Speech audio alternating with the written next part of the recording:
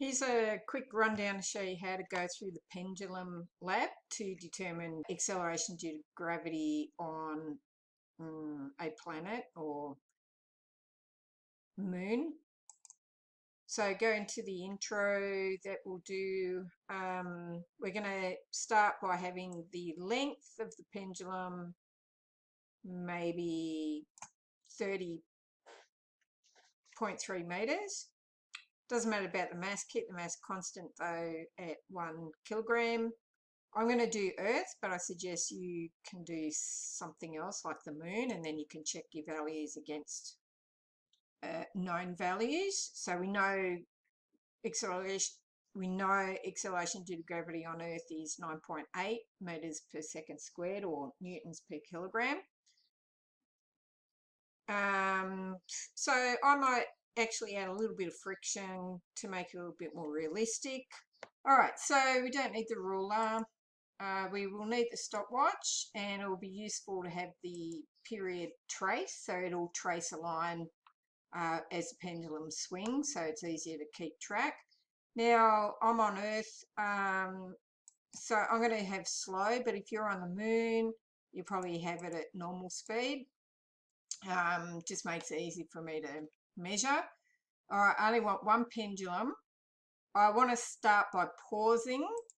Okay, so that means I can set the timer ready to go, and it won't start until I press play. And we want to keep the angle of swing as small as possible, so anywhere between 5 and 10. So up to 15 is probably okay, but best to keep it, about 10. Otherwise, the formula that we're using doesn't hold, because you won't get simple harmonics. You will get the pendulum, in reality, will start to kind of circle rather than go backwards and forwards. So that's the reason why we try and keep the angle small. Okay, so we need to let this oscillate back and forth 10 times. So that will mean that we're measuring over 10 oscillations, divide by 10. So our precision is better. We've improved our precision rather than just once backwards and forwards and measure the time it takes then.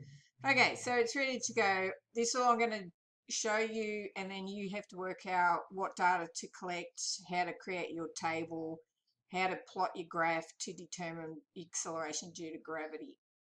Okay, so I'll start by letting it oscillate 10 times and record how long it takes, and then I can work out the period for one oscillation. I'll go normal, I think, rather than slow. Okay, ready? 1, 2, 3, 4, 5, 6, 7, 8, 9, 10. Okay, hopefully I've got it. So again, if we do it 3 times at least, and just check that our values are consistent. So for 10 swings, that's 11.16 seconds, which means if I divide that by 10, I get, for one oscillation, I get a period of 1.116. Okay, all right, so then you reset everything. So I return that to there. I make sure that my starting angle is the same. I do it 3 times and repeat. Okay, so once you've done it 3 times, you then increase the length by 0.10 meters. Okay, and just keep going all the way up to 1 meter. And that's it.